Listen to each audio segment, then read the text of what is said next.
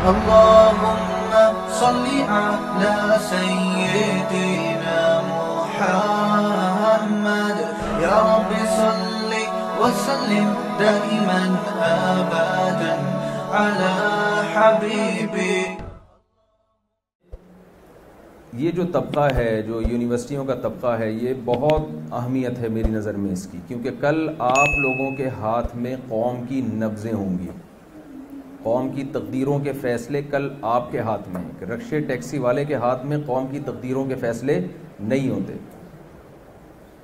ویسے تو ہوتے ہیں کراچی میں، بعض دفعہ ٹیکسی میں بٹھایا اور بندہ ہی غائب کر دیا انہوں نے، لیکن میجورٹی جو ایجوکیٹڈ لوگ ہوتے ہیں ان کے ہاتھ میں قوم کی تقدیروں کے فیصلے ہوتے ہیں. اگر آپ کا ہدف صحیح ہوگا تو آپ کی طرف سے جو گائیڈنس ہوگی وہ بھی ٹھیک ہوگی. اگر آپ ہی کو اپنے راستے کا پتہ نہیں ہے کہ ہم نے جانا کہاں ہے، یہ لائٹ اگر تھوڑی سی سائڈ پہ کرتے ہیں بہت زیادہ آنکھوں میں چھو رہی ہے، مجھے لوگ ہی نظر نہیں آ رہے. ہاں یہ بند کر دیں. تو اگر آپ ہی کا ہدف متعین نہیں، آپ کو پتہ ہی نہیں ہے کہ جانا کہاں ہے آپ نے، تو ایسے ہے کہ جیسے ڈرائیور ہی کو نہیں پتا کہ میں نے جانا کہاں ہے، تو پیسنجر کا تو بیڑا غرق ہوگا کہ نہیں ہوگا. آپ جہاز میں بیٹھے، پائلٹ کو پتہ ہی نہیں کہ اڑ کے جانا کہاں ہے، تو وہ تو پھر کیا، یعنی جو بیٹھے ہوئے مسافر ہیں ان کا کیا ہوگا. میرا خیال ہے آپ میں سے جتنے بھی لوگ ہیں کم سے کم بھی 17 گریڈ تو ملے گا سب کو انشاءاللہ فیوچر میں. تو 17 گریڈ ایک پہلی سیڑھی ہے لیڈر ہونے کی، ایک پہلی اکائی ہے. انبیاء کرام نے جب بھی دین کی دعوت کا کام کیا، جو لیڈر تھے قوم کے، ان پہ انبیاء نے زیادہ محنت کی ہے. موسیٰ علیہ السلام کو جب اللہ تعالیٰ نے کوہ طور پہ بلایا اور اپنا پیغمبر بنایا تو بھیجا کس کے پاس؟ لیڈر کے پاس نا، بادشاہ کے پاس. اللہ یہ بھی کہہ سکتے تھے موسیٰ علیہ السلام کو کہ اے موسیٰ، آپ میرا پیغام لے کر مصر میں فلاں رکشے والا ہے، ٹیکسی والا ہے، فلاں چوکیدار ہے، اس کے پاس آپ میرا پیغام لے کے جائیں. ایسا ہی ہے نا، کہہ سکتے تھے اللہ تعالیٰ. اچھا تھوڑا گردن ہلائیں گے، ہاں ہوں کریں گے تو مجھے لگے گا کہ میری بات سمجھ رہے ہیں آپ. اگر میں ایسا لگے گا جیسے میں ٹی وی میں آ رہا ہوں، کچھ پروگرام آ رہا ہے، تو مزہ نہیں آئے گا پھر بات کرنے کا. میں یہ نہیں کہہ رہا کہ زیادہ شور ہو، تھوڑا سا گردن کے اسٹائل سے پتہ چل جائے کہ کچھ بات سمجھ میں آ رہی. بالکل ایسے بت بن کے نہ بیٹھیں. تو موسیٰ علیہ السلام کو اللہ تعالیٰ بھیج سکتے تھے مصر کے کسی غریب آدمی کے پاس، کسی ایک عام آدمی کے پاس بھیج سکتے تھے. اس کا نقصان کیا ہوتا؟ موسیٰ علیہ السلام کئی سال محنت کر کے مصر کے 4-5 لوگوں کو اسلام قبول کروا دیتے، لیکن ان کے لیے بھی اس اسلام پہ قائم رہنا بہت مشکل ہوتا. ہمیشہ کام ایسا کیا جاتا ہے کہ کام کم سے کم، محنت کم سے کم، اور اس کا آؤٹ پٹ بہت زیادہ ہو. لیور کا استعمال اس لیے کرتے ہیں نا کہ وہ، ہم تو پہلے اردو میں پڑھتے تھے سائنس نا، تو قوت کا بازو جتنا لمبا ہوگا، وہ جو پلاس یا پانا وغیرہ ہے نا، تو وہ فورس اتنی کم لگے. اگر آپ اسکرو کھولنے کی کوشش شروع کر دیں ہاتھ سے ہی تو ہاتھ کھل جائے گا، اسکرو نہیں کھلے گا. تو اللہ تعالیٰ نے موسیٰ علیہ السلام کو ڈائریکٹ فرعون کے پاس بھیجا کہ یہ اگر انسان کا بچہ بن گیا فرعون، تو پورا مصر خود بخود ٹھیک ہو جائے گا. یہ انبیاء کی محنت ہے کہ ہمیشہ قوم کے سرداروں پہ انہوں نے خاص محنت کی ہے. تو ہم بھی آپ کو قوم کے فیوچر کا سردار ہی سمجھتے ہیں کہ اللہ تعالیٰ آپ کو بھی سردار بنائے گا، لیڈر بنائے گا. آپ مختلف شعبوں میں جائیں گے، آپ کے ماتحت بہت سارے لوگ کام کریں گے. تو اگر آپ ٹھیک ہو جائیں، ٹھیک ہیں الحمدللہ، اور زیادہ ٹھیک ہو جائیں، تو میرا خیال ہے فیوچر میں جو ایک مولانا ایاز شاہ صاحب نے ابھی خواب دیکھا ہے کہ USA سے اور UK سے لوگ ہمارے پاس آئیں گے، تو وہ جب ہی آئیں گے کہ جب آپ ٹھیک ہو جائیں گے. تو میں کوشش کرنے آیا ہوں میں بھی ٹھیک ہو جاؤں اور آپ بھی ٹھیک ہو جائیں. یعنی مذاکرہ ہو جائے کہ میں اپنے لیے بھی وہ باتیں کہوں گا جو آپ سے کہوں گا تاکہ مجھے بھی یاد دہانی ہو جائے, ہم سب ٹھیک ہو جائیں. میں یہ دعویٰ نہیں کرتا کہ میں ٹھیک ہوں, میں کوشش کروں گا بھائی میں بھی ٹھیک ہو جاؤں آپ بھی ٹھیک ہو جائیں, لیکن ہمیں پتہ تو ہونا کہ ٹھیک کی ڈیفینیشن کیا ہے. سمجھ میں آ رہی ہے بات؟ ہمیں پتہ ہونا چاہیے کہ ٹھیک کی ڈیفینیشن کیا ہے. ہمیں تو ابھی یہی نہیں پتا کہ ٹھیک کی ڈیفینیشن کیا ہے. دیکھیں ٹھیک کی ڈیفینیشن یہ ہے کہ سب سے پہلی جو اکائی ہے نا ٹھیک ہونے کی, جو بنیاد ہے, آپ کو یہ پتا ہونا چاہیے ہم کیوں ہیں اس دنیا میں. اگر آپ کو یہی نہیں پتا ہے تو آپ کی دیکھیں زندگی ایک سفر ہے یا نہیں ہے؟ سفر ہے نا. ہم دنیا میں آتے ہیں, ایک ٹائم گزار کے, کراچی میں تو ہم کہتے ہیں پتلی گلی سے نکل جاتے ہیں, پتہ نہیں یہاں پتلی گلی ہوتی ہے کہ نہیں ہوتی, یہاں بھی ہوتی ہے. اچھا ہم دنیا میں آتے ہیں اور ایک ٹائم گزار کے پتلی گلی سے نکل جاتے ہیں. پتلی گلی کا مطلب ہوتا ہے چپکے سے.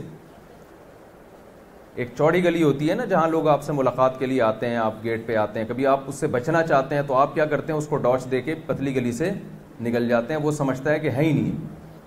ہم جب دنیا میں آئے دنیا سے جائیں گے بھی ایسے ہی, اپنے ارادے سے نہ ہم آتے ہیں نہ اپنے ارادے سے ہم جاتے ہیں. خودکشی کرنے والا تو ارادہ کر کے جاتا ہے, لیکن نارملی ہمارے ہاں لوگ اللہ کے ارادے سے ہی جا رہے ہوتے ہیں, اپنے ارادے کا اتنا دخل نہیں ہوتا اس میں. تو یہ ایک مسافر خانہ ہے, ایک سفر ہے. دیکھیں یہ ایک طے شدہ بات ہے. جس سفر میں انسان کو منزل کا نہ پتا ہونا کہ میں نے جانا کہاں ہے, اس سفر میں انسان بوکھلاہٹ کا شکار ہو جاتا ہے. ٹرین میں آپ بیٹھے, پتہ ہی نہیں جانا کہاں ہے آپ نے. وہ ایک آدمی ٹرین میں بیٹھا تو ملتان سے ٹرین واپس جا رہی تھی کراچی, یا لاہور سے واپس جا رہی تھی, اس کی آنکھ لگ گئی ٹرین میں. میں تھوڑے سے چٹکلے سناتا رہتا ہوں آپ کو فریش کرنے کے لیے, یہ کوئی بیان کا حصہ نہیں ہے. تو لاہور میں ٹرین رکی ہے, اس کی آنکھ لگ گئی, دھل دھلا کے ٹرین واپس کراچی جانے لگی. یہ سمجھا ابھی تک لاہور ہی جا رہی ہے. تو جب اس کی آنکھ کھلی, اس نے, یہ برتھ پہ سو رہا تھا, اس نے نیچے سیٹ والے سے پوچھا کہ بھائی یہ آپ کہاں جا رہے ہیں؟ اس نے کہا ہم تو کراچی جا رہے ہیں. اس نے کہا یار سائنس کی عجیب ترقی ہے, ایک ہی ٹرین ہے, اوپر والی برتھ لاہور جا رہی ہے, نیچے والی سیٹ کراچی جا رہی ہے. اللہ کی قدرت ہے بھائی, ٹھیک ہے نا. تو انسان کو اس کے ہدف کا پتہ ہونا چاہیے کہ میں نے جانا کہاں ہے, تاکہ لاہور پہ اس کی آنکھ نہ لگے. پھر وہ یہ نہ کہے کہ سائنسی ترقی ہے کہ اوپر والی برتھ کہاں جا رہی ہے, لاہور جا رہی ہے, نیچے والی سیٹ کراچی جا رہی ہے. وہ تو اس طرح کی الٹی باتیں کرے گا جیسے کہ ہم لوگ کر رہے ہیں. تو آپ کو آپ کے ہدف کا علم ہونا چاہیے کہ ہمیں کیوں بنایا گیا. تو میں چند سوالات اکثر یونیورسٹیوں میں کرتا ہوں, انہی سوالات کو میں یہاں بھی ریپیٹ کروں گا. دیکھیے جو چیز بنی ہوتی ہے, بنائی جاتی ہے, اسے کسی مقصد کے لیے بنایا جاتا ہے, اور جو آٹومیٹیکلی خود بخود اتفاق سے وجود میں آ جائے اس کا کوئی مقصد بولیں نہیں. مثال کے طور پر اب یونیورسٹیوں نے میرے سامنے شیشے کا گلاس رکھنا ہی چھوڑ دیا ہے. مثالیں میں نے اتنی دی ہیں کہ میں گلاس توڑنے کی اکثر مثال دیتا ہوں, تو اب وہ گلاس ہی میرے سامنے ہوتا نہیں ہے. ورنہ میں اکثر گلاس اٹھا کے مثال دیتا تھا کہ دیکھیں کوئی گلاس ہے, نہیں توڑوں گا انشاءاللہ. ٹھیک ہے نا. تو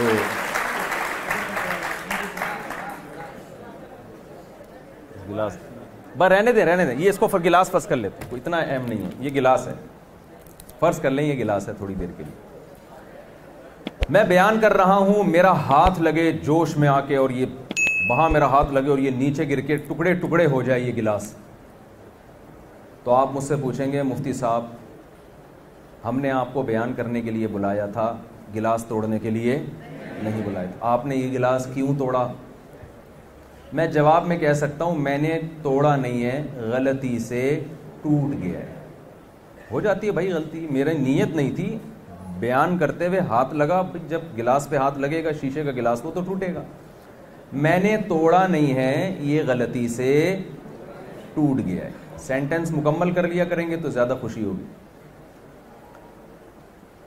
تو آپ بھی خاموش ہو جائیں گے, بھائی ہو جاتا ہے, انسان ہے.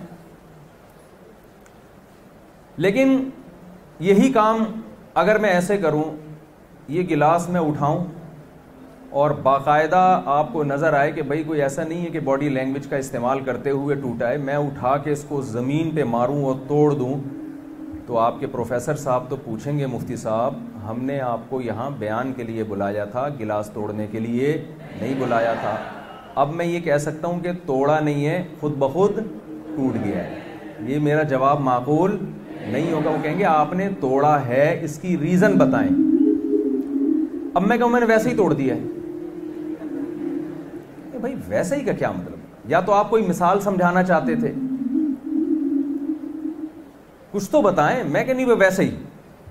تو پروفیسر صاحب کہیں گے آئندہ آپ کے بیانات پر یہاں پابندی ہے, کیونکہ آپ اگر ویسے ہی گلاس توڑ سکتے ہو تو کل کسی کا سر بھی پھوڑ سکتے ہو. ویسے کیا خیال, آپ کسی کا سر پھوڑو گے, بندہ مار دو گے, ہم پوچھیں گے کیوں توڑا سر اس کا, کیوں پھوڑا, آپ کہیں گے ویسے ہی. ویسے ہی تو پھر کچھ بھی کرتا چلا جائے آدمی. کوئی بھی سمجھدار آدمی کوئی بھی کام ویسے ہی, جس کو پنجابی میں کہتے ہیں نا ایویں ہی کہتے ہیں نا, ایویں ہی نہیں کرتا. نہ ویسے ہی کرتا ہے نہ ایویں ہی کرتا ہے, کوئی نہ کوئی اس کے پیچھے ریزن ہوتی ہے. اچھا اب اس مثال کو ہم الٹا کر لیتے ہیں. گلاس کے 4 ٹکڑے ٹوٹے ہوئے گلاس کے نیچے پڑے ہوئے تھے, ٹھیک ہے نا. میں گیا ان 4 ٹکڑوں کو اٹھا کے میں نے سمت بانڈ یا ایلفی سے یا ٹیپ سے یا کسی بھی چیز سے جوڑ کے رکھ دیا. آپ کہیں گے مفتی صاحب یہ ٹوٹا ہوا گلاس تھا, کوئی بھی آتا اٹھا کے لے جاتا, ڈسٹ بن میں پھینک دیتا, آپ نے یہ گلاس جوڑا کیوں ہے؟ آپ کو بیان کے لیے بلایا تھا, آپ اس کو فوکس کرتے کہ کوئی اور کر لیتا یہ کام. اتنا ٹائم آپ نے ہمارا ویسٹ کیا, گلاس جوڑنے میں لگا دیا آپ نے. یہ گلاس آپ نے کیوں جوڑا؟ جب خود بخود ٹوٹا تھا تو میں نے یہ کہہ کے جان چھوڑائی تھی توڑا نہیں ہے بلکہ ٹوٹ گیا ہے. اب میں یہاں یہ کہہ کے جان چھڑا سکتا ہوں کہ یہ گلاس میں نے جوڑا نہیں ہے, آٹومیٹیکلی خود بخود جڑ گیا ہے. کہہ سکتا ہوں میں. اب آپ کا میرا جھگڑا ہو گیا, میں نے کہا بھائی خود بخود جوڑا, میں نے نہیں جوڑا. آپ کہہ رہے ہیں یار مفتی صاحب یہ خود کیسے جڑ سکتا ہے؟ کہتا ہوں یار لگتا ہے آپ لوگوں نے ڈارون کی تھیوری نہیں پڑھی ہے. لگتا ہے ڈارون سائنس کا تو کچھ پتہ ہی نہیں ہے, بس ایسی فنڈامنٹلس قسم کے مولویوں میں اٹھنا بیٹھنا ہے, بیکار باتیں کرتے رہتے ہیں. قرآن کی, مذہب کی, معاذ اللہ نقل کفر نباشت, نبی کی کہ انسان کو کسی نے بنایا ہے, کائنات کو کسی نے بنایا ہے. آپ تھیوری پڑھیں. سائنسدان کہتے ہیں کہ انسان خود بخود بن سکتا ہے آٹومیٹیکلی. ایک سیل وجود میں آیا, کروڑوں اربوں سال میں ہوتے ہوتے پورا انسان وسیم بھائی بن گئے, ستار بھائی بن گئے, غفار بھائی بن گئے. یہ گلاس کیا چیز ہے بھائی؟ بھائی یہ گلاس تو 2 ٹکے کی چیز نہیں ہے. اس میں تو وہ سائنس ہی نہیں ہے کہ اس کا دل دھڑکتا ہو, آنکھیں دیکھتی ہو, کان سنتے ہو, ناک سونگتی ہو, ایسا کچھ بھی نہیں ہے. آپ ڈارون کی تھیوری پڑھیں, بڑی بڑی چیزیں بن گئی ہیں بھائی. گلاس بھی خود بخود بنا ہے. میں تقریر کر رہا ہوں اور میں سائنس کی کتابوں کے حوالے دینا شروع کر دوں کہ ایکچولی آپ کہیں یار یہ نہیں جڑ سکتا بھائی مفتی صاحب, یہ نہیں ہو سکتا. میں کہوں بھائی آپ کہیں اچھا کیسے ہوا ہے؟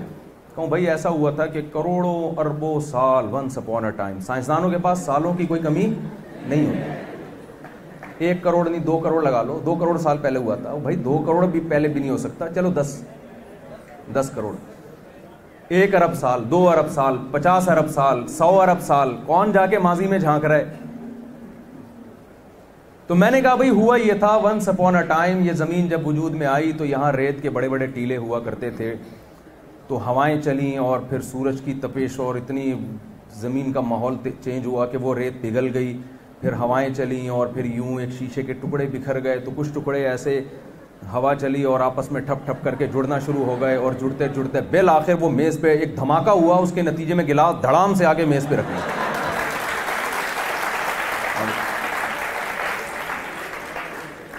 ابھی تو آپ کلیپنگ کر رہے ہیں, لیکن اگر یہ سچی مچی میں یہ باتیں کر رہا ہوتا نا تو کچھ اور کر رہے ہوتے آپ بولتے مفتی صاحب کو باہر نکالو, یہ کیسی باتیں کر رہے ہیں, اور میں سائنس کے حوالے پیش کر رہا ہوتا. ایک گلاس کا جو سسٹم ہے نا وہ اتنا پیچیدہ نہیں ہے جتنا ایک انسان کا جس نے گلاس کو بنایا ہے. ایک اور میں مثال دے کے بس آگے چلتا ہوں. آپ نے ایک کاغذ پہ ایک خوبصورت سی تصویر دیکھی.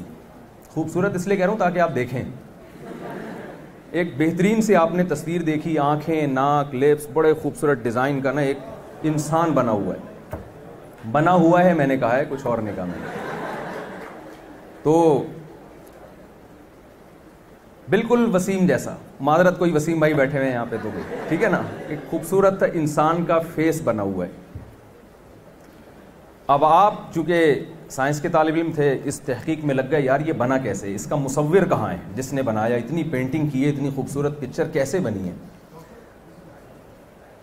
اچھا, مصور تلاش کرنے کی پوری کوشش کر لی, لیکن آپ کو مصور اس کا ملا نہیں. بہت کوشش کی آپ نے, یار کہیں سے کس نے ڈیزائن کیا اس تصویر کو, کس نے یہ پینٹنگ کی ہے. کچھ سائنسدان بیٹھے ہوئے تھے, آپ ان کے پاس گئے, بھائی ہمیں تو پتہ ہی نہیں چل رہا یہ تصویر بنائی کس نے. اس نے کہا یار اگر پتہ نہیں چل رہا ہے کس نے بنائی ہے تو پھر ہم اس پہ ریسرچ کرتے ہیں. تو وہ ایک تھیوری مارکیٹ میں لے کر آئے. انہوں نے کہا ونس اپون اے ٹائم, ایسے ہی شروع ہوتی ہے نا کہ ہوائیں چلی تھی 3 کروڑ سال پہلے, اور کلر وجود میں آیا, ڈسٹیمپر کے ڈبے وجود میں آئے, پھر برش وجود میں آیا. او بھائی کیسے وجود میں آئے, کہہ رہے کروڑوں سال میں ہو سکتا ہے ایسا اتفاق. پھر ہوتے ہوتے ہوتے ہوتے ایک دن ایک کاغذ وجود میں آ گیا. پھر ایسے ہوا کہ جی وہ کچھ ڈبے پڑے ہوئے تھے تو ہوا چلی تو اس اسٹائل سے گرے کہ وہ یوں بکھر گئے. کروڑوں تصویروں میں سے ایک یہ نکل کے آ گئی ہے. آپ مان لو گے بھائی ایک اتفاق سے اتنی خوبصورت پینٹنگ بولیں نہیں ہوتی. اس بات کو آپ تسلیم نہیں کرتے اور اس بات کو مان لیتے ہو کہ ایسی تصویر جس میں آنکھ دیکھتی ہو, جس کے کان سنتے ہوں, جس کی ناک میں سونگھنے کی صلاحیت, جس کی زبان میں چکھنے اور بولنے کی صلاحیت, جس کی کھوپڑی میں سچی مچی کا دماغ فٹ ہو, جس میں سوچنے کی صلاحیت, خدا کی قسم کھربوں سال میں بھی یہ آٹومیٹیکلی خود بخود وجود میں نہیں آ سکتا, ناممکن ہے. میں ایسے اسکالرز سے ملا ہوں جنہوں نے ڈاروین کی تھیوری بہت اچھی طرح سے پڑھی ہوئی ہے. کوئی بھی چیز جب آپ ادھوری پڑھتے ہیں نا تو نقصان دیتی ہے.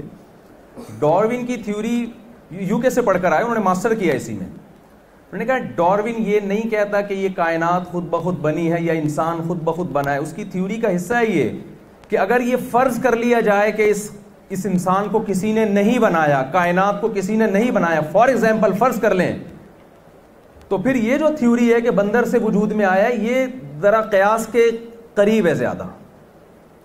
سمجھ میں آ رہی ہے بات؟ یعنی آپ یہ فرض کر لیں کہ یہ تصویر خود بخود وجود میں آئی ہے, اسے کسی مصور نے نہیں بنایا, تو ظاہر ہے پھر تو آپ مفروضے گڑیں گے نا اس کو. تو ان مفروضوں میں یہ زیادہ قریب ہے کہ یار یہ اتفاق سے ایسے رنگے ڈبے وبے اور یہ اس طرح سے برش ہل گئے ہوں گے. تو جو کام جس چیز کا ڈاروین کا دعویٰ نہیں تھا, ہمارے سائنس کے طلبہ ڈاروین سے بھی 2 ہاتھ آگے نکل گئے, خدا کا انکار کر دیا کہ نہیں یہ آٹومیٹیکلی ہے. اور میں تو ویسے بھی کہتا ہوں ڈاروین اگر مجھے ملا, معذرت کے ساتھ آپ سے نہیں, ڈاروین سے معذرت کے ساتھ میں کہوں گا کہ آپ یہ کہتے ہیں کہ ہم بندر سے انسان بنے ہیں, ہماری دم کہاں ہے؟ ڈاروین کہتے ہیں نا دم غائب ہوئی ہے, تو ہم ڈاروین سے مطالبے کا حق رکھتے ہیں, یا تو ہمیں دم دو یا دم کے پیسے چاہیے. سیدھی سی بات ہے نا.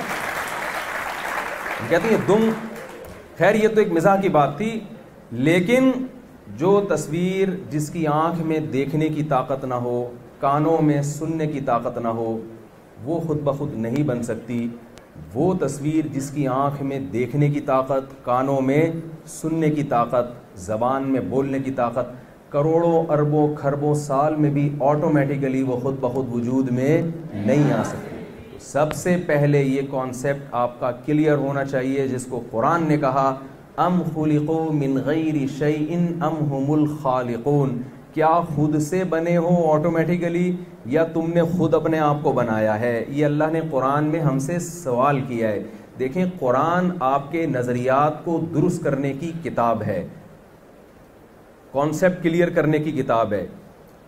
بہت سارے ٹاپک ایسے ہیں جو قرآن کے ہیں, وہ سائنس کے ٹاپک نہیں ہیں, سائنس اس کو نہیں چھیڑتی, سائنس کے اپنا ایک میدان ہے, لیکن ہر چیز میں ہمیں سائنس سے گائیڈنس نہیں ملتی. بہت سارے اہم زندگی کے سوالات ایسے ہیں جس میں ہمیں اللہ کی ضرورت ہے, پیغمبروں کی ضرورت ہے. تو ایک ایتھیسٹ میرے پاس آئے, مجھے کہنے لگے کہ مفتی صاحب یہ جو ہم لوگ کھڑے ہو کر پانی پینا اسلام میں ناپسندیدہ ہے، جائز تو ہے لیکن بہتر ہے کہ بیٹھ کے پئیں، تو اس کی کیا سائنسی لاجک ہے؟ کھڑے ہو کے پینے میں کیا نقصان ہے؟ تو وہ اس بیس پہ انہوں نے اسلام کا انکار کر دیا نا کہ اسلام خام خام میں کہہ رہے کہ بیٹھ کے پیو، بیٹھ کے کھاؤ. میں نے کہا مجھے ایک بابو میرے کمرے میں بیٹھے ہوئے تھے میرے آفس میں نے ان سے کہا آپ یہ کپڑے پہن کے کیوں بیٹھے ہیں؟ اس کی کوئی سائنسی لاجک ہے بھائی؟ اگر آپ یہ کپڑے نہ پہنے اور ٹیمپریچر بھی صحیح ہو تو سائنس تو کہتی ہے کوئی باڈی کو نقصان، میڈیکل سائنس تو یہی کہتی ہے نا. ہاں جب سردی ہو پھر ڈاکٹر کہے گا کہ بھائی ٹیمپریچر کو مینٹین رکھنے کے لیے آپ پہنے. میں نے کہا آپ کے ذہن میں یہ چیز بیٹھ گئی ہے کہ ہر مسئلے کا حل کس میں ہے؟ سائنس. میں نے کہا لباس کا تعلق تہذیب سے ہے، اور تہذیب یہ ٹاپک ہے مذہب کا، یہ سائنس کا ٹاپک نہیں. آپ نکاح کریں یا زنا کریں یہ سائنس کا ٹاپک نہیں ہے، یہ کس کا ٹاپک ہے؟ یہ مذہب کا ٹاپک ہے. آپ کے فیملی ریلیشن کو، خاندانی نظام کو بچانے کے لیے مذہب نے زنا پر پابندی لگائی ہے، سائنسدانوں نے زنا پر پابندی نہیں لگائی. آپ کے کلچر کو بچانے کے لیے، تہذیب کو بچانے کے لیے مذہب نے شراب پہ پابندی لگائی ہے، سائنسدانوں نے شراب پہ پابندی نہیں لگائی ہے. آپ کی تہذیب کو، انسانیت کو بچانے کے لیے نشے پر مذہب نے پابندی لگائی ہے، سائنسدانوں نے پابندی. ڈاکٹر تو کہے گا اتنی پی سکتے ہو، اس سے زیادہ نہیں پی سکتے. پھر وہ اپنی مثال دے گا میں بھی اتنی پیتا ہوں، اس سے زیادہ نہیں پیتا میں. تو یہ بات آپ اپنا کانسیپٹ کلیئر کریں کہ سائنس آپ کو گائیڈ کرے گی، ہر جگہ گائیڈ نہیں کرے گی. بہت سی جگہوں پر آپ کو مذہب کی ضرورت ہے، مذہب کے بغیر آپ سیدھے راستے پہ نہیں چل سکتے. تو پہلا سوال یہ کلیئر ہوا کہ ہم بنے نہیں ہیں بلکہ ہم کو بنایا گیا. اب بنانے والے نے ہمیں، یہاں ایک ایتھیسٹ اکثر سوال کرتے ہیں کہ اللہ کو کس نے بنایا. اس سوال کو میں اسکپ کر رہا ہوں، بعد میں آپ کو سوال جواب کا موقع دوں گا، میں اس میں کسی نے پوچھنا ہو تو پوچھ لیے گا. تو یہ ہمارے بیان کے بعد انشاءاللہ کچھ دیر کوشچن آنسر کا بھی ایک سیشن ہوگا، آپ کو ابھی سے سوال جمع کر لیں آپ لوگ. تو پہلا تو یہ کانسیپٹ کلیئر کریں، ہم بنے نہیں ہیں بلکہ ہمیں بنایا گیا ہے. جو چیز بنائی جاتی ہے، میں نے کہا تھا گلاس آٹومیٹیکلی ٹوٹ گیا تو ریزن پیش کرنے کی ضرورت نہیں ہے. اگر ہم بھی ایسے ہی وجود میں آ گئے ہوتے خود بخود، جو ایک دھماکہ ہوا، ٹھیک ہے وہ دھماکہ سائنس کے اگینسٹ نہیں ہے، ممکن ہے کائنات کی ابتدا دھماکے سے ہی ہوئی ہو، لیکن میں لوگوں سے کہتا ہوں شب برات کا پٹاخہ خود نہیں پھٹتا، اتنا بڑا دھماکہ آٹومیٹیکلی کیسے ہو گیا کہ پوری کائنات بن کے وجود میں آ گئی. کبھی ایسا ہوا ملتان میں شب برات کے پٹاخے ہوتے ہیں؟ یہاں پہ کراچی میں تو بہت ہوتے ہیں. تو کبھی خود بخود پھٹا پڑ، تو کوئی آٹو پہ کر کے چلا گیا ہو تو پھٹ جائے گا، لیکن وہ بھی تو کوئی بندہ کر کے جائے گا نا اس کو. تو ہم بنے نہیں ہیں بلکہ ہمیں کسی نے بنایا. اب میں نے عرض کیا کہ جب بھی کوئی بناتا ہے تو اس سے ریزن پوچھی جاتی ہے آپ نے یہ کام کیوں کیا. تو اللہ سے بھی پوچھا جائے گا نا کہ اللہ تو نے یہ کائنات کیوں بنائی. اگر اللہ جواب میں کہ ایویں ویسے ہی، تو میں نے کہہ دیا تھا گلاس میں نے ایویں جوڑ دیا، تو آپ مجھے سننے کے لیے تیار نہیں تھے. تو اللہ جو اتنی بڑی ذات ہے وہ حکمت سے خالی ہو سکتا ہے؟ وہ ذات، وہ حکمت سے خالی ذات ہو سکتی ہے؟ کیا آپ اس سے پوچھ رہے کیوں بنایا، وہ کہے ویسے ہی. وہ قرآن میں جگہ جگہ کہتا ہے ما خلقنا السماوات والارض وما بینہما لاعبین، ہم نے اس کائنات کو، آسمانوں اور زمینوں کو ایویں نہیں بنایا، ویسے ہی نہیں بنایا. اس سوال کا جواب گورے کے پاس نہیں ہے. ہم نے ویسے ہی نہیں بنایا، کوئی مقصد ہے. اے اللہ وہ مقصد کیا ہے، کیوں بنایا؟ پوری کائنات کا مقصد قرآن نے ایک آیت میں بیان کر دیا ہے. 25واں پارہ ہے وَسَخَّرَ لَكُم مَا فِي السَّمَاوَاتِ وَمَا فِي الْأَرْضِ جَمِيعًا مِّنْهُ. بڑی زبردست بلاغت والی آیت ہے یہ. جو کچھ آسمانوں میں ہے، جو کچھ زمینوں میں ہے، کافی تھا نا اتنا کہہ دینا. اللہ نے کہا جمیعاً، تمام کا تمام، لکم میں نے بنایا ہے اے انسان تمہارے لیے. پوری کائنات کا مقصد اللہ نے ایک آیت میں بیان کر دیا کہ A to Z کائنات کا ہر ذرہ میرے اور آپ کے لیے بنا ہے، میری اور آپ کی خدمت کے لیے، ہماری تسخیر کے لیے بنا ہے. کہ ہم اس کو مسخر کہتے ہیں، کسی کو قابو میں کر لینا. جیسے جنگل میں شیر ایسا نہیں ہوتا کہ آپ اسے اشارہ کر کے لے آئیں، اس کو مسخر کرنا پڑتا ہے نا، پاورفل ہے. آپ بے ہوشی کے انجیکشن لگاتے ہیں اس کو یا کسی طرح جال میں پھنساتے ہیں. ایک پاورفل چیز کو جب کنٹرول میں لیا جاتا ہے تو ایسی اس عمل کو عربی میں تسخیر کہتے ہیں, تسخیر. تو اللہ نے قرآن میں کہا کہ یہ کائنات میں نے اس لیے بنائی ہے تاکہ انسان اس کو مسخر کرے, یعنی اس کو کنٹرول میں لے کے اپنی خدمت میں لگائے انسان اس کو. یہاں تک بات کلیئر ہو گئی ہے؟ یہی وجہ ہے کہ انسان کی زمینوں پہ بھی حکومت, آسمانوں پہ بھی حکومت, اور کرتا ہی چلا جا رہا ہے, آگے جاتا ہی چلا جا رہا ہے. سمندروں کی تہ میں گھس گیا, نیچے پیٹرول نکال لیا اس نے, اور پہاڑوں کی چوٹیوں پہ پہنچ گیا. کہاں کہاں نہیں جا رہا اور کن کن چیزوں کو اپنے فائدے کے لیے استعمال نہیں کر رہا انسان. تو یہ ہمیں کس نے اجازت دی ہے اس کی؟ یہ اللہ نے اجازت دی. ایک ایتھیسٹ نے کہا کہ تم لوگ مسلمان بقرعید میں جانور ذبح کر کے گوشت کھاتے ہو, ظلم کرتے ہو جانوروں پر. میں نے کہا ہم تو ظلم اگر اس کو ظلم سے تعبیر کر رہے ہیں نا, ہمارے پاس تو ایک دلیل ہے کہ ہمیں جس خدا پر ایمان رکھتے ہیں اس نے اجازت دی ہے, کہ اس نے کہا کہ یہ جانور تمہاری خدمت کے لیے کھا بھی سکتے ہو. آپ کس بیس پہ گوشت کھاتے ہو بھائی؟ آپ بھی اتفاق سے بنے اور گائے بھی اتفاق سے بنی, کیا خیال ہے؟ جب تو اس کو بھی اتنا ہی زندہ رہنے کا حق ہے جتنا آپ کو حق ہے. آپ کس بیس پہ اس کو کاٹ کے کھا رہے ہو؟ تو اس کائنات کا مقصد اللہ نے 2 لفظوں میں بیان کیا, یہ ساری کائنات میری اور آپ کی خدمت کے لیے. یہی وجہ ہے کہ سائنس کا یہ ٹاپک ہے, اس کائنات کو کس طرح سے ہم مسخر کریں اور اپنی خدمت میں لگائیں اس کو. یہاں تک اسلام اور سائنس ایک دوسرے سے اتفاق. اب دیکھیں سینٹنس مکمل ہی نہیں کر رہے, نہیں کرتے, نہیں کرتے ہیں. یہاں تک تو سب متفق ہیں کہ بھائی یہ کائنات کس کی خدمت کرے گی؟ انسانوں. تو مذہب میں اور سائنس میں یہاں کوئی اختلاف, گورے میں اور مسلمانوں میں یہاں کوئی اختلاف نہیں. وہ بھی فشنگ کرتے ہیں. اب کوئی گورے سے جا کے پوچھے یار تم اس مچھلی کو دھوکہ کیوں دے رہے ہو؟ ایک طرف تم نے اس پوری ورک شاپ کروائی کہ دھوکہ دینا اچھا کام نہیں ہے, بری چیز ہے, آپ جو زبان میں جو دل میں وہی زبان پہ. تو آپ یہ مچھلی کو کانٹا لگا کے آپ نے جھینگا لگا دیا اور مچھلی تو سمجھ رہی میرے لیے باربیکیو کا انتظام کر دیا, اور جناب وہ بڑی لہلاتی ہوئی آئی اور اس نے کہا کہ بھائی اب تو انسان میری خدمت کر رہا ہے, اور ادھر چک ماری اور آپ نے کانٹا اس کے جبڑوں میں اور ایسے کھینچ کے. تو اس سے بدترین دھوکہ کوئی ہو سکتا ہے؟ لیکن گورے سے پوچھیں وہ کہیں گے بھائی یہ جانور ہے, ہم انسان ہیں, اس کو ہم جس طرح سے چاہیں کھائیں. مسلمان اسکالرز بھی یہی کہتے ہیں. کیا خیال ہے بھائی؟ فش ہے آپ کی خدمت کے لیے, آپ نکالو, پکاؤ, کھاؤ اس کو. تو پوری کائنات کس کے لیے بنی ہے؟ ہمارے لیے. مسئلہ سارا پتہ ہے کیا ہے؟ آگے جو ایک گڑبڑ شروع ہوتی ہے. ہم کہتے ہیں جب پوری کائنات انسان کی خدمت کے لیے خدا نے بنائی ہے تو انسان کو بھی کوئی ٹاسک دیا ہے. یہاں مذہبی لوگ اور جو نام نہاد لبرل لوگ ہیں ان کے راستے الگ ہونا شروع ہو جاتے ہیں. وہ کہتے ہیں ہم پیڑے کھانے کے لیے ہیں, ہمارے ذمے کوئی کام نہیں ہے, ہمارا کام ہے پیڑے کھانا, اس کائنات سے فائدہ اٹھانا. جس نے کائنات کو بنایا اس نے ہمارے ذمے کوئی کام نہیں لگایا, ہم پیڑے کھائیں گے. پیڑے کھانا سمجھتے ہیں جیسے آپ جنگل میں یا کہیں تفریح کے لیے نکلے نا, تو ہوتا یہ ہے کہ مختلف کام ایک دوسرے کے ذمے لگائے جاتے ہیں. بھائی تم جنگل سے لکڑیاں کاٹ کے لاؤ گے, بھائی تم چولہا جلاؤ گے, تم آگ کا انتظام کرو, تم کہیں سے آلو پیاز ٹماٹر کا انتظام کرو, ہاں بھائی تو گوشت بنا یار جلدی سے, وہ چکن بنانا ہے, کچھ بھی بنانا ہے. اور سب کے ذمے کام لگائے. ایک آدمی ایسا ہے جس کے ذمے جب بھی کام لگایا جائے وہ کام نہیں لے, کہہ رہا ہے یار میں یہ پیاز تو میں کاٹ ہی نہیں سکتا, میری آنکھوں میں آنسو آتے ہیں. اب بھائی تو آلو کاٹ لے, کہہ رہا ہے یار آلو کاٹنا مجھے آتا نہیں ہے. بھائی تو جنگل سے لکڑیاں لے یار میرے ہاتھوں میں کانٹے چبھتے ہیں, مجھے یہ تجربہ نہیں ہے. بھائی تو یہ کر لے, بھائی تو وہ کر لے, ہر کام میں کہتا ہے مجھ سے کچھ نہیں ہوتا. لیکن جب دسترخوان لگتا ہے تو سب سے پہلے کھانا کھانے کے لیے وہ بیٹھ جاتا ہے. تو ایسے موقع پہ کہا جاتا ہے تو پیڑے کھانے کے لیے آیا کیا یہاں پہ ہمارے ساتھ؟ تو انسان کے ذمے جب یہ سارے پوری کائنات انسان کی خدمت کے لیے ہے تو انسان کو بھی تو کسی چیز کے لیے پیدا کیا ہوگا نا, یا اس کو چھوڑ دیا کہ تم جیسی چاہو زندگی گزارو. گورا کہتا ہے یہ ساری کائنات ہماری خدمت کے لیے, ہم لائف کو انجوائے کریں گے بس. میں سمجھا پا رہا ہوں اپنی بات؟ وہ کہتے ہیں ہم لائف کو کیا کریں گے؟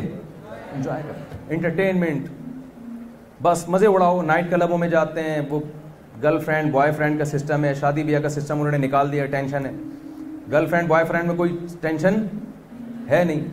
گرل فرینڈ کو جب چاہو چھوڑ دو, بیوی کو چھوڑو گے سالے کھڑے ہوں گے 3-4. ایسا ہی ہے نا. آپ نے گرل فرینڈ کو ٹائم دیا, اللہ نہ کرے آپ نے ٹائم دیا, ایک مثال دے رہا ہوں, آپ نے ٹائم دیا بھائی اتنے بج کے اتنے منٹ پہ وہاں آ جانا. کراچی میں تو قائد اعظم کے مزار پہ بلا رہے ہوتے ہیں عام طور پہ, یہاں کا مجھے پتہ نہیں ہے. اب میں اناؤنس کروں گا, ایسا نہ ہو لوگ پہنچ جائیں وہاں پہ. آپ نے ٹائم دیا, پھر آپ کو کوئی اور مل گئی, آپ نہیں پہنچے وہاں, کوئی کیس بنے گا آپ کے خلاف؟ کوئی آپ کی گرل فرینڈ کے بھائی آئیں گے لڑنے کے لیے, ابا آئیں گے لڑنے کے لیے؟ حقوق دو, ٹھیک ہے, مزے اڑاؤ, نہیں حقوق دو, کوئی پوچھنے والا نہیں. بیوی میں کیا ہوتا ہے بھائی, آپ کی جب شادی ہو گئی, آپ گھر پہ ٹائم پہ نہیں آ رہے, 2-4 دن بیگم برداشت کرے گی, اس کے بعد سالے پہنچ جائیں گے. آپ سالے کو سالے کہا اس لے جاتا ہے, حقیقت ہے نا. یہ جو سالہ کا لفظ ہے نا, یہ اسی وجہ سے اس کو کہا جاتا ہے, کٹ لگانے کے لیے. پروفیسر صاحب کہہ رہے ہیں کہ وہ کٹ لگانے کے لیے ہوتا ہے. تو اس کے حقوق گن پوائنٹ پہ دینے پڑتے ہیں. آپ وہ کورٹ میں جا سکتی ہے اپنے حقوق کے مطالبے کے لیے. آگے اولاد ہو گئی, ان سب کی کفالت آپ نے تاحیات کرنی ہے. بہت سارے مسائل ہیں. تو گورے نے کہا کہ ہم چونکہ لائف کو انٹرٹین کرنے کے لیے, انٹرٹینمنٹ کے لیے ہم آئے ہیں, تو یہ شادی اور تو ہر وہ چیز جو انٹرٹینمنٹ میں کباب میں ہڈی کا کام دے, اس ہڈی کو راستے سے ہٹا. انہوں نے کہا بھائی بوڑھے والدین ٹینشن دیتے ہیں, کھانستے ہیں, خدمت کرنی پڑتی ہے, اولڈ ہاؤس بنائے جائیں ان کے لیے, ٹھیک ہے. اسلام کہتا ہے نہیں بھائی, اصل تو جنت کمانے کا موقع ہی کب ملا ہے آپ کو, جب والدین آپ کے بوڑھے ہو جائیں. تو ان کے قدموں میں جنت تلاش کرو. باپ کے پیشانی پہ محبت سے دیکھو گے, حج عمرے کا ثواب ملے گا. ماں کے قدموں میں جنت تلاش کرو. رسول اللہ صلی اللہ علیہ وسلم نے فرمایا, اس شخص پر اللہ کی لعنت جس کو بوڑھے ماں باپ ملے اور خدمت کا بہترین آپشن تھا اس کے پاس کہ ان کی خدمت کر کے اللہ سے اپنے گناہ معاف کروا لیتا, جنت واجب کر لیتا, اس نے اتنا بہترین آپشن ضائع کر دیا, اس شخص پر اللہ کی لعنت. یعنی بوڑھے ماں باپ تو اب تو اس کی لائف شروع ہوئی ہے کہ اب تو خدمت کا موقع ملا اس کو. اور اس کلچر میں کیا ہوا کہ جب تک جوان ہے ٹھیک ہے, جیسے ہی بڑھاپا آنے لگا کہاں جمع کرا دو, اولڈ ہاؤس میں جمع کرا. کیوں؟ انٹرٹینمنٹ میں رکاوٹ بن رہے ہیں. وہ اولادیں ختم, بچے پیدا ہوتے ہیں, ان کو پالنا پڑتا ہے, پھر بچوں کی شادیاں, ان کی ایجوکیشن, پھر بہوؤں کی ٹینشن ہے, اور بہوؤں کو ساس کی ٹینشن ہے. ساری ٹینشنیں ختم کر کے انہوں نے کہا لائف کو کیا کرنا ہے بھائی, انجوائے. کمال کی بات ہے انجوائے پھر بھی نہیں کر پا رہا, کیونکہ خودکشیوں کے ریشو وہاں ہمارے ہاں سے بہت زیادہ ہے. اور میں بار بار ایک بات کہتا ہوں کہ جو ٹینشنیں ہمارے کنٹری میں ہے نا, یہ والی تھوڑے دنوں کے لیے گوروں کو دے دو, تو جو نہیں بھی کر رہے ہیں نا خودکشی, وہ بھی کریں گے. ہمارے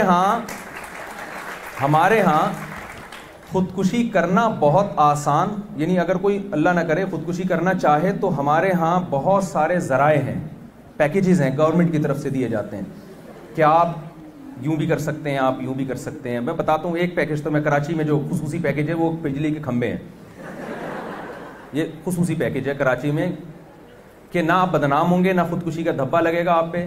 اس میں یہ ہوتا ہے بارشوں کے مہینے میں کتنے لوگ ہیں کھمبے سے جا کے عید ملنے کے لیے گئے, انہوں نے کہا چلو یار کھمبے کو ملتے ہیں, انہوں نے کھمبے کو چھوڑا مگر کھمبا اب تک ان کو چھوڑنے کے لیے تیار نہیں ہے. حقیقت ہے یہ. بتاؤ خودکشی کے اتنے ذرائع ہیں وہاں پہ. میں آسٹریلیا گیا ہوں, تو وہاں آسٹریلیا میں کوئی بھی ایسی ہائٹ والی جگہ ہوتی ہے نا جہاں سے یہ خطرہ ہوتا ہے کہ کوئی گر کے چھلانگ لگا لے, کہ گورنمنٹ نے وہاں باڑ لگائی ہوئی ہوتی ہے اور لکھا ہوا ہوتا ہے کہ اگر آپ خودکشی کرنا چاہتے ہیں آپ ادھر اس نمبر پہ رابطہ کریں, ہم آپ کو موٹیویٹ کریں, وغیرہ وغیرہ جو بھی ہوتا ہے. تو کیونکہ گورنمنٹ کو ڈر ہوتا ہے یار یہ ایسی خطرناک جگہ, یہاں سے کوئی گر سکتا ہے. ہمارے ہاں تقریباً سب جگہیں ایسی خطرناک ہی ہیں, کچھ جگہیں ایسی ہیں جہاں اس قسم کا خطرہ نہیں ہوتا. تو ہمارے ہاں خودکشی کرنا بہت آسان, اور خودکشی پہ ابھارنے والی چیزیں بھی ہمارے ہاں بہت زیادہ ہیں. بے روزگاری, مہنگائی اور کرپشن, اور دیکھو یہ فلڈ آیا, اللہ تعالیٰ ہمارے مظلوموں کی مدد کرے. اس میں لوگ مجھ سے اکثر سوال پوچھتے ہیں یہ اللہ کا عذاب ہے یا یہ, میں نے کہا اللہ کا عذاب ہے لیکن ہماری حماقتوں کے نتیجے میں آئی. ڈیم نہیں بنایا ہم نے, یہ تو بارش تو اللہ کی رحمت ہے نا, اللہ برسا رہا ہے آسمان سے بارشیں, ہمارے پاس اس کو اسٹور کرنے کا کوئی ذریعہ نہیں ہے, کوئی جگہ نہیں ہے. یہ بارشوں سے پانی اسٹور ہوتا, کئی سالوں تک پاکستان کے پاس وافر مقدار میں پانی ہوتا, ہماری فصلیں لہلاتی, ہمارے ڈیم آباد ہوتے, بجلی سستی ہوتی, کوئی مینجمنٹ نہیں ہے. خیر یہ تو سیاسی باتیں ہیں, تھوڑا سا ان سے اوائڈ ہی کروں گا میں. تو میں یہ کر رہا ہوں کہ دیکھو اللہ تعالیٰ نے ہمیں بنایا ہے کسی مقصد کے لیے, پوری کائنات اللہ نے ہماری خدمت کے لیے لگائی. اب قرآن کا دعویٰ یہ ہے کہ جب پوری کائنات تمہاری خدمت کرے گی تو تمہارا بھی ایک کام ہے, تمہاری بھی ایک ذمہ داری ہے. جو مذہب کو نہیں مانتے, اسلام کو فالو نہیں کرتے, وہ کہتے ہیں ہماری کوئی ذمہ داری نہیں ہے, میں اپنی مرضی کا مالک ہوں. یہ جو خواتین ایک میں نعرہ لگا تھا نا, میرا جسم میری مرضی, یہ لبرل مردوں کا بھی نعرہ ہے, میرا جسم میری مرضی. اسلام کہتا ہے نہ آپ کی باڈی ہے نہ آپ کی مرضی, یہ خدا کا دیا ہوا تحفہ ہے. یہ جسم آپ کو اللہ نے دیا ہے, اور یہ آسمان سے بارشیں اللہ برسا رہا ہے, یہ نعمتیں اللہ نے پیدا کی ہیں, یہ پھل ما کان لکم ان تنبتوا الشجرہ, یہ درختوں کو اللہ نے بنایا. آپ مجھے ایک بات بتاؤ, یہ بیج جو ہم زمین میں بوتے ہیں اس سے ایک پودا نکلنا شروع ہوتا ہے, ایک درخت بنتا ہے, اس درخت میں پھول پیدا ہوتے ہیں جو تتلیوں کو, کیڑے مکوڑوں کو اٹریکٹ کرتے ہیں. ان کی اٹریکشن کی وجہ سے نر مادہ پھولوں کا ملاپ ہوتا ہے, پھر پھل پیدا ہوتا ہے, پھر پھل پیدا ہونے کے بعد وہی بیج جو آپ نے زمین میں ڈالا تھا, سینکڑوں بیج اس کے اندر ہوتے ہیں. یہ جو ایک چکر چل رہا ہے, کیا یہ بیج میں ایسے سافٹ ویئر آٹومیٹیکلی انسٹال ہو گئے ہیں کیا؟ سائیکل کی دو گراریاں اگر آپ آپس میں ایڈجسٹ کرتے ہیں نا, کہ ایک گراری کے گھومنے سے دوسری گھومے, اس کے گھومنے سے پہیا گھومے, ایسی سائیکل کروڑوں سال میں خود بخود وجود میں نہیں آئی ہے. ایک ایسا بیج جس کو آپ زمین میں ڈالتے ہیں اور تھوڑے دنوں کے بعد ایک پروسیس سے گزر کے سینکڑوں ویسے ہی بیج پیدا ہو جاتے ہیں, اور یہ لاکھوں سالوں سے ایسا ہو رہا ہے. اللہ کی قسم یہ آٹومیٹیکلی خود بخود نہیں ہو سکتا. تبھی تو قرآن کہہ رہی ہے خدا کا بنایا ہوا نظام ہے سارا. تو یہ ساری کائنات میری اور آپ کی خدمت کے لیے ہمیں کیوں بنایا؟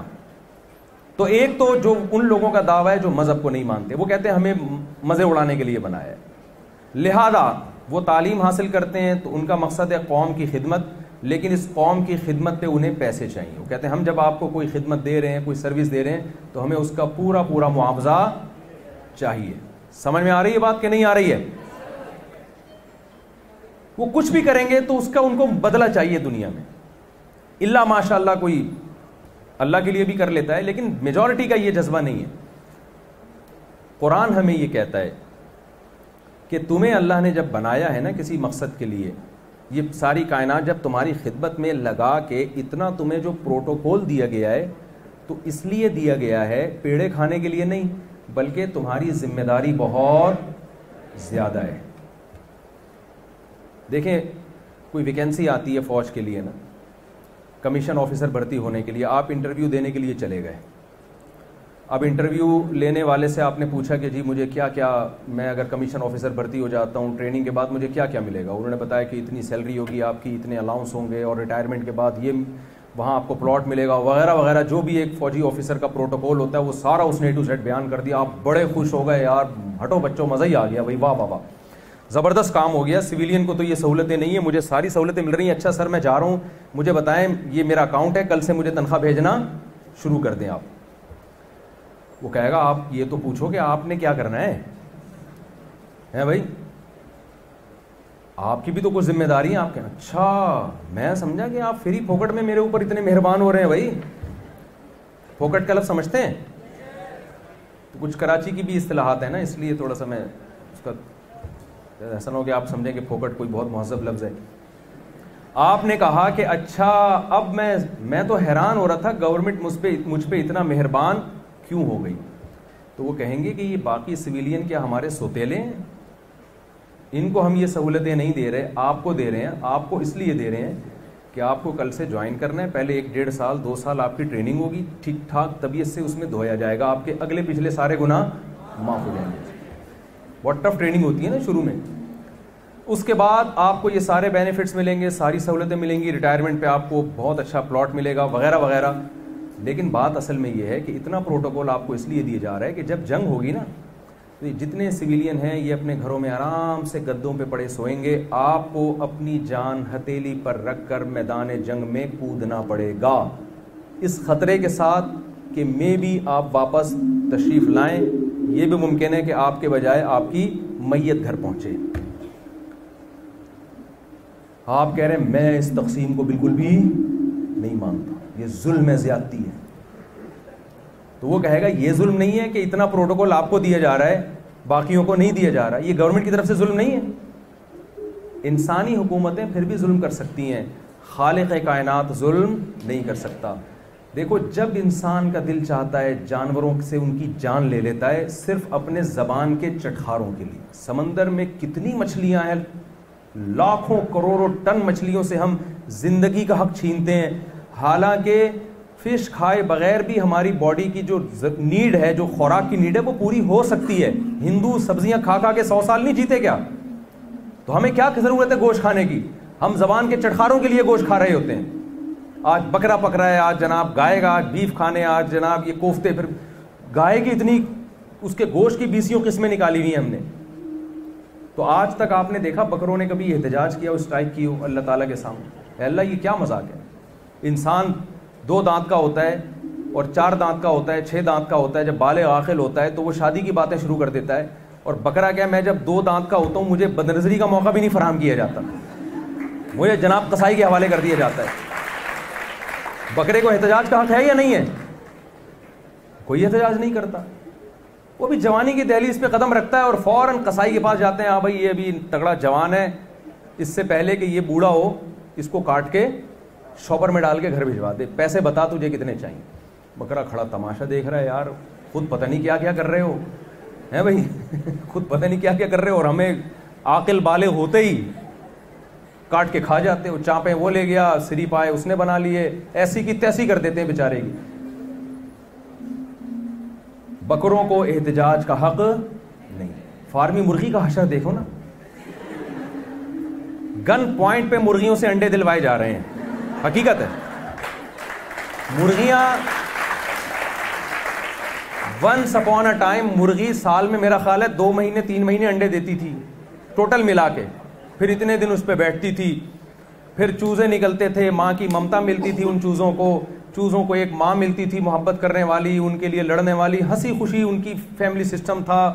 اور مرغے کی اپنی ایک ٹون تھی, وہ تمیز سے بات نہیں کرتا تھا کسی سے, صحیح ہے نا. اچھا مرغے سے مجھے یاد آیا, میرا بڑا ایک نسلی مرغہ میں نے پالا ہوا تھا, اور گھر میں مرغیاں بھی ہیں, تو پورا ایک وہ بنایا ہوا تھا میں نے کیج. تو مرغہ چوری ہو گیا. کیسے چوری ہوا؟ روزانہ وہ گلی محلے کی مرغیوں کو چھیڑنے کے لیے نکلتا, ڈیلی اس کا کام تھا.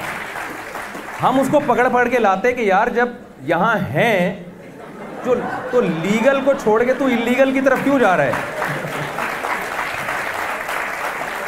اچھا ایک دن کیا ہوا کہ وہ چوری ہو گیا, کوئی گلی سے اٹھا کے لے گیا. تو مجھے لڑکوں نے بتایا, میں نے کہا اس کی کمبخت کی یہی سزا تھی, جو لیگل کو چھوڑ کے انلیگل کاموں کی طرف جائے نا اس کے ساتھ یہی ہونا چاہیے. تو خیر پھر وہ ہم نے کیمرے لگے ہوئے گلی میں, تو وہ چور پکڑے گئے, وہ دے کے چلے گئے. پھر وہ اب اللہ کا شکر ہے گلی محلے میں جانے کی کوشش نہیں کی, تمیز سے. تو آپ لوگ سے بھی میں کہتا ہوں کہ تھوڑا تمیز سے زندگی گزاریں, تمیز سے زندگی گزاریں. تو میں عرض کر رہا تھا کہ کیسی مرغیوں کی ایک لائف ہوا کرتی تھی, وہ انڈوں پہ بیٹھتی تھیں, چوزے نکلتے تھے. انسان نے کہا مجھے روز انڈا چاہیے, میں یہ لمبے چوڑے پروسیس کو برداشت. بھائی قدرت نے کہا تو جتنے دن مرغی نہیں ملتی بکرا کھا لے, بکرا نہیں ملتا فش کھا لے, فش نہیں ملتا سبزیاں کھا لے, دال کھا. انسان نے کہا نہیں مجھے چکن روز چاہیے, ڈیلی چاہیے, انڈا بھی روز چاہیے مجھے. تو بتاؤ کیا حشر کیا مرغیوں کے ساتھ یار, ڈیلی انڈا دے رہی ہے وہ, بیٹھ ہی نہیں رہی انڈوں پہ, بھول گئی ہماری پرمپرا کیا تھی, ہمارا ایک خاندانی نظام کیا تھا, بھول گئی. بس وہ انڈے پہ انڈا, دھڑ دھڑ انڈے ہی نکلنے جا رہے ہیں. تو میں تو یہ کہتا ہوں یہ فارمی مرغی سے آپ زبردستی گن پوائنٹ پہ انڈے نکلوا رہے ہو بھائی, اور انڈے کا سائز بھی دیکھو کتنا بڑا ہے. تو مرغی کے ساتھ جو یہ ظلم کیا, اور شروع میں کتنے پروٹوکول سے پالتے ہیں, اور پھر کیج میں جاتی ہے, پھر کوئی سکھر سے ملتان جا رہی ہے, ملتان سے آگے جا رہی ہے, کہاں کہاں وہ پہنچایا جاتا ہے مرغیوں کو, پھر کیسے ان پہ بیچاریوں کو کاٹا جاتا ہے. مرغیوں کو احتجاج کا حق بنتا ہے کہ نہیں بنتا؟ کہ ہمارے تو خود اپنے فیملی سسٹم کو بچانے کے لیے تو 4 شادیوں کی بات کرتے ہیں, اور ہمارے لیے جناب ایک شادی کا سیٹ اپ بھی ختم کر دیا. سوری, اپنی اتنی فکر ہے, اپنا خاندانی نظام, فیملی سسٹم. اور مجھے بہت لوگ کہتے ہیں یہ فارمی مرغی کے حرام ہونے کا فتویٰ دے. میں کہتا ہوں بھائی کیوں حرام ہونے کا فتویٰ دے؟ کہتے ہیں یار اس کے نہ ابا کا پتہ نہ اماں کا پتہ. کہتا ہوں بھائی یہ تو جانور ہے, تو ہمارے کھانے کے لیے بنا ہے, تو ہم کبھی فتویٰ نہیں دیتے. کیوں بھائی مرغیاں اگر احتجاج کریں تو ہم کہیں گے بھائی اللہ نے تمہیں بنایا کس کے لیے؟ انسان کے لیے. سخر لکم، اللہ نے تمہیں مسخر کیا ہے ہمارے لیے، انسان کو اجازت دی اس کو مسخر کرو. گن پوائنٹ پہ ایک کے بجائے اگر 2 انڈے نکلوا سکتے ہو 2 نکلواؤ، ایسی کی تیسی. بھینس کیسی خدمت کرتی ہے، ساری زندگی دودھ دے کے جب بیچاری بالکل ریٹائر ہونے والی ہوتی ہے، ہونا تو یہ چاہیے تھا اب اس کو گھر پہ لا کے صوفے پہ بٹھاتے. دیکھو ماں ہمیشہ دودھ کا تانا دیتی ہے نا، دودھ نہیں بخشوں گی، ایک دم انسان غیرت میں آ جاتا ہے، میں نے ماں کا دودھ پیا ہے، غیرت میں آ جاتا ہے. تبھی بڑھاپے میں اس کو بٹھاتا ہے، اس کی خدمت کرتا ہے، جوانی میں بھی خدمت کرتا ہے. بھائی بھینس تو اس سے ڈبل دودھ دے رہی ہے آپ کو. ہندو تبھی تو گائے کو معبود سمجھتے ہیں، وہ کہتے ہیں یار اتنا دودھ پلاتی ہے تو ماں سے زیادہ دودھ تو گائے پلا رہی ہے، اور ماں بھی دودھ اس لیے پلا رہی ہے کہ وہ گائے کا دودھ پہلے پیتی ہے، اب تو وہ پینا چھوڑ دے تو وہ بھی پلانا چھوڑ دے. حقیقت ہے نا. ڈاکٹر کہتے ہیں نا بھائی دودھ پیو، تو وہ بھی دودھ اس کی کوالٹی میں جب بھی ایک اچھی کوالٹی آتی ہے جب وہ گائے اور بھینس کی خدمت سے فائدہ اٹھائے. لیکن جب وہ بھینس بڑھاپے پہ قدم رکھتی ہے تو بجائے اس کے کہ اس سے بددعائیں کا ڈر ہو کہ دودھ نہیں بخشے گی، ہم کہتے ہیں بھائی تو اب ہمارے کسی کام کی نہیں ہے، فوراً قصائی کے حوالے کرتے ہیں. یار اب یہ جتنا کھا رہی ہے نا اس حساب سے دودھ دے حالانکہ رہی ہے لیکن یار مہنگی پڑ رہی ہے. فوراً قصائی کے حوالے کیا اور بھینس بیچاری تڑپتی رہ جاتی ہے. ساری زندگی مجھے نچوڑ دیا اور اب اس کی یہ سزا دی ہے مجھے کہ میرا حشر نشر کر دیا. اچھا بس میں بات کو سمیٹ رہا ہوں جلدی سے. تو اب مجھے ایک بات بتاؤ کہ یہ ساری جب خدمت انسانوں کے لیے ہے تو میں آپ کے ذہن میں یہ سوال پکا کر رہا ہوں کہ ہمیں کسی مقصد کے لیے کسی بڑی ٹاسک کے لیے بنایا ہے؟ ہمیں اللہ نے ایویں نہیں بنایا. انٹرٹینمنٹ کے لیے، نائٹ کلبوں میں ناچنے کے لیے، زنا کرنے کے لیے، شرابیں پینے کے لیے، لائف کو انجوائے، نہ یہ ہمارا مقصد نہیں ہے. قرآن نے کئی جگہ پر انسان کا مقصد بتایا. سورہ تبارک الذی آپ اٹھا کے دیکھیں، الذی خلق الموت والحیات لیبلوکم ایکم احسن عملا. کیسا کلیئر ہے قرآن کا دعویٰ. اس نے انسانوں کی موت اور حیات کو بنایا تاکہ وہ تمہیں آزمائے تم میں اچھا کون ہے اور تم میں برا کون ہے. اللہ نے بتا دیا یہ دنیا جانوروں کے لیے ایگزامینیشن ہال نہیں ہے، وہ ایک مقصد کے لیے ہے. ایگزامینیشن ہال ہے یہ کس کے لیے؟ انسانوں کے لیے. جب آپ ایگزامینیشن ہال میں بیٹھے ہوتے ہیں تو آپ کے لیے پانی کا انتظام کیا جاتا ہے، ٹیمپریچر مینٹین رکھنے کا انتظام کیا جاتا ہے. یہ ساری چیزیں آپ کی خدمت کے لیے ہوتی ہیں، اس لیے کہ آپ ایک بڑے ویژن کے لیے بیٹھے ہو، آپ پیپر حل کر رہے ہو. تبھی اس وقت آپ کو ڈسٹرب نہیں کیا جاتا، آپ کی بیسک ضرورتیں پوری کی جاتی ہیں. اللہ نے انسان کی بیسک ضرورتوں کے پورا کرنے کا انتظام کیا. کیوں؟ بتا دیا کہ یہ ایگزامینیشن ہال ہے جس میں اللہ یہ دیکھ رہا ہے کہ تم میں اچھا کون ہے اور تم میں برا کون ہے. اب ظاہر ہے ایسا ایگزام جس کے بعد رزلٹ ہی اناؤنس نہ ہو اس ایگزام کا کوئی فائدہ نہیں ہوتا. وہ ایگزام نہیں ہوتا. ایگزامینیشن ہال میں کوئی آپ کے کان میں آ کے کہہ دینا کہ پیپر کینسل ہو گئے ہیں یا رزلٹ اناؤنس ہی نہیں ہوگا، آپ اس وقت پیپر پھاڑ کے نکل جاؤ گے. میں کیوں حل کروں پیپر بیٹھ کے. تو وہ آخرت کا دن ہے، ڈے آف ججمنٹ جسے کہا جاتا ہے، جس میں اللہ نے قرآن میں جگہ جگہ کہا کہ میں مردوں میں جان ڈال کے دوبارہ زندہ کروں گا. جس نے پہلی مرتبہ تمہیں بنایا ہے وہ دوبارہ بھی پیدا کرنے کی طاقت رکھتا ہے. یہ جو مردے گل سڑ کے ختم ہو جاتے ہیں اس عمل کو اللہ ریورس کرے گا. منہا خلقناکم، سورہ طٰہٰ میں دیکھیں، اسی مٹی سے ہم نے تمہیں بنایا. وفیہا نعیدکم، اپنی قدرت سے دوبارہ تمہیں مٹی بنا دیتے ہیں. 2 طاقتیں تم نے ہماری اور قدرتیں دیکھ لی، ایک دیکھی نہیں ہے، ہمارے کہنے سے یقین کر لو. ومنہا نخرجکم تارۃ اخری، اسی مٹی کو ریورس کر کے ہم تمہیں دوبارہ انسان بنائیں گے. جس نے اچھا کیا ہوگا اس کو اچھا بدلہ ملے گا، جس نے برا کیا ہوگا اس کو برائی کی سزا ملے گی. تو میں اور آپ کیوں پیدا ہوئے؟ امتحان کے لیے کہ ہم نے اچھا بن کے جانا ہے یا ہم نے برا. اور آخری بات، کیونکہ وقت بہت زیادہ ہو گیا ہے، اچھے کو اللہ نے خود ڈیفائن کر دیا ہے. اچھے کی ڈیفینیشن آپ خود سے متعین بولے نہیں کر سکتے. پیپر میں جس سوال کے جتنے نمبر ہوتے ہیں نا یہ پہلے سے آپ کو بتائے جاتے ہیں. آپ خود نہیں نمبر لگا سکتے جی یہ والا سوال کا جواب چونکہ مجھے آتا ہے لہذا اس کے 99 نمبر اس کے ہو گئے، باقیوں کے 0.11 ہو گئے. ایسا نہیں ہوتا. تو اللہ نے کچھ چیزیں رکھی ہیں جو ضروری ہیں، کچھ آپشنل رکھی ہیں. تو اسلام کا خلاصہ 2 چیزوں میں ہے، 2 چیزوں کو فوکس کرنا ہے. ایک اپنا خالق سے رشتہ صحیح کر لیں اور ایک مخلوق کا آپس میں ریلیشن کیا کر لیں؟ بولیں نا جلدی سے، ٹھیک کر لیں. خالق سے رشتہ ٹھیک کرنے کے لیے سب سے پہلے عقیدہ توحید ہے. اللہ نے کہا جو میرے ساتھ شرک کرے گا میں اس کو معاف نہیں کروں گا. پہلے تو خالق کے وجود پر ایمان لے کر آئیں. نمبر 2 اس کے ساتھ کسی کو شریک نہ کریں. پھر اس نے 5 ارکان ہمیں بتائے ہیں. یہ دنیا میں کسی کے مذہب کے پاس یہ گائیڈنس نہیں ہے. اسلام کے برحق ہونے کی ایک بہت بڑی دلیل یہ ہے کہ بہترین گائیڈنس ملتی ہے کہ خدا کو خوش کیسے کیا جاتا ہے. اس نے کہا کہ 5 ٹائم تمہیں نماز پڑھنی ہے. ارادہ کرتے ہیں کہ نہیں کرتے؟ رمضان میں 1 مہینہ روزہ رکھنا ہے, زندگی میں 1 بار حج کرنا ہے, زکوٰۃ دینی ہے سال میں 1 بار. یہ اللہ اور مخلوق کا آپس کا ریلیشن اس سے ٹھیک ہو جائے گا. دوسرا کام, زنا نہیں کرنا, چوری نہیں کرنی, معاہدوں کی خلاف ورزی نہیں کرنی. دوسرا, مخلوق کا آپس میں ریلیشن. مخلوق کا جو آپس میں ریلیشن ہے اس میں بہت ڈیٹیل ہے, میں 2 منٹ میں بات سمیٹ کے جلدی سے خلاصہ پیش کر دوں. مخلوق کا جو آپس کا ریلیشن ہے اس کا خلاصہ قرآن میں مختلف جگہوں پہ بیان کیا گیا ہے اور ڈیٹیل بھی بیان کی گئی ہے. اس کی یعنی اگر ہم اس کی روح کو دیکھیں وہ یہ ہے کہ آپ کے دل میں کسی بھی دوسرے انسان سے خیر خواہی کا جذبہ ہونا چاہیے بس. اور جو آپ کا جتنا قریبی ہے اس سے خیر خواہی کا جذبہ اتنا زیادہ ہو. سب سے زیادہ آپ کے